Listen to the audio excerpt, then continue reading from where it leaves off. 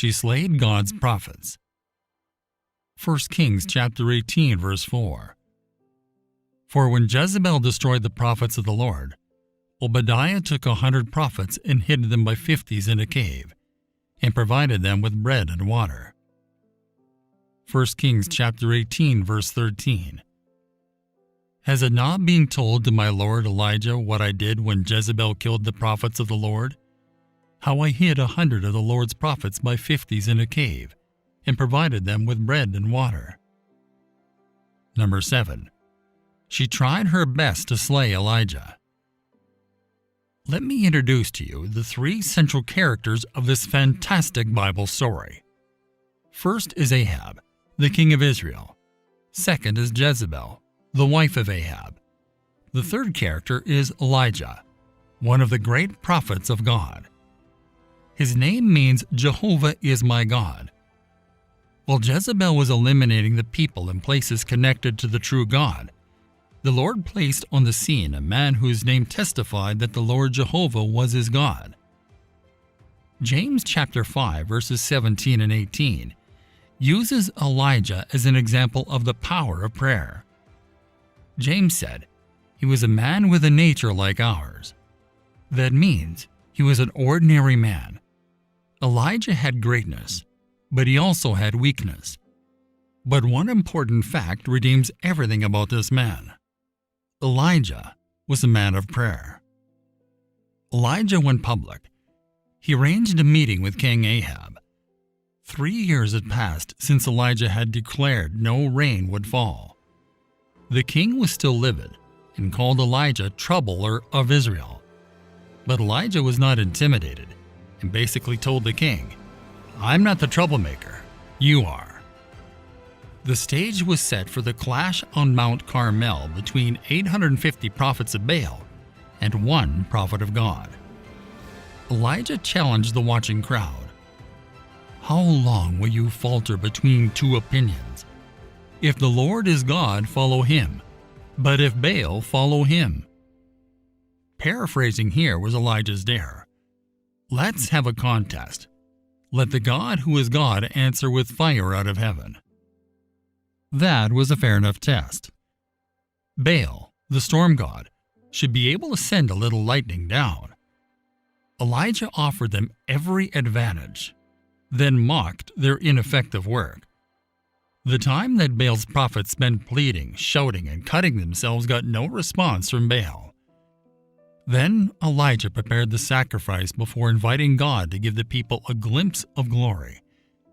Fire fell and consumed the sacrifice, the water, and the altar. The people fell on their faces hollering, "The Lord, He is God! The Lord, He is God!" They couldn't help but admit that God was alive. However, the Lord wasn't finished. He turned the rain spigot back on. Elijah prayed intensely 7 times before rain poured. A soaked Elijah went running off that mountain, and he proved that God is alive. 1 Kings chapter 19, verses 1 to 4. Now Ahab told Jezebel all that Elijah had done, and how he had killed all the prophets of Baal with a sword. Then Jezebel sent a messenger to Elijah, saying, "So may the gods do to me, and even more, if by this time tomorrow I do not make your life like the life of one of them." And Elijah was afraid, and arose and ran for his life. And he came to Beersheba, which belongs to Judah, and he left his servant there. But he himself traveled a day's journey into the wilderness. And he came and sat down under a juniper tree, and asked God that he might die. He said, "It is enough now. O Lord, take my life, for I am no better than my fathers." Elijah, fearing for his life, made his way to Horeb. As a result of the prophet's emotional and spiritual exhaustion, God instructed an angel to prepare him supper, and then reassured him of his continued presence and provision for Israel's future when the meal was finished. For Elijah to continue the mission, God had already appointed a companion for him to work alongside. Elijah passed on the responsibility of prophecy to Elisha, a man who worked with his hands. He approached Elijah in hopes of receiving a double portion of his spirit.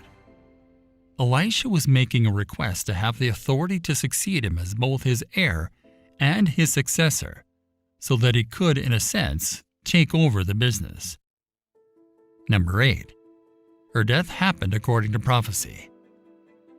A few years later, Ahab was slain in a battle against the Syrians, and Jezebel continued to rule for nearly another 10 years after his death. As Elijah's successor and a prophet in his own right, Elisha resumed Elijah's crusade to wipe out worship of Baal. He installed a militant commander named Jehu to be king of Israel, an order that prompted civil war, as Jehoram, Ahab, and Jezebel's son then ruled. Jehu was a commander of chariots for the king of Israel, Ahab, and his son Jehoram, on Israel's frontier facing Damascus and Assyria. And when Jehu was come to Jezreel, Jezebel heard of it, and she painted her face and tired her head, and looked out at a window. And as Jehu entered in at the gate, she said, "Had Zimri peace? Who slew his master?" And he lifted up his face to the window and said, "Who is on my side? Who?" And there looked out to him 2 or 3 eunuchs. And he said, "Throw her down." So they threw her down, and some of her blood was sprinkled on the wall and on the horses, and he trode her under foot. And when he was come in, he did eat and drink, and said, "Go, see now this cursed woman, and bury her, for she is a king's daughter." And they went to bury her, but they found no more of her than the skull and the feet and the palms of her hands. Wherefore they came again and told him. And he said, "This is the word of the Lord, which he spake by his servant Elijah the Tishbite, saying, In the portion of Jezreel shall dogs eat the flesh of Jezebel." 2 Kings chapter 9, verses 30 to 36. In the annals of history, Jezebel is remembered as the personification of all that is cunning, sneaky, nasty, vindictive, and vicious. As Jehu rode into the gates of Jezreel, she looked out at the palace's window and said, "Had Zimri peace? Who slew his master?" He raised his head and signaled her chamberlains, who hurled her out the window. She was quickly consumed by the street dogs according to the word of Elijah the Tishbite, after the incident of Naboth and his property. "And thou shalt speak unto him, saying, Thus saith the Lord, Hast thou killed and also taken possession? And thou shalt speak unto him, saying, Thus saith the Lord, In the place where dogs licked the blood of Naboth, shall dogs lick thy blood, even thine." 1 Kings chapter 21, verse 19. Her name afterward came to be used as a synonym for a wicked woman. Nevertheless, I have this against you. You tolerate that woman Jezebel, who calls herself a prophet. By her teaching she misleads my servants into sexual immorality and the eating of food sacrificed to idols. Revelation chapter 2, verse 20.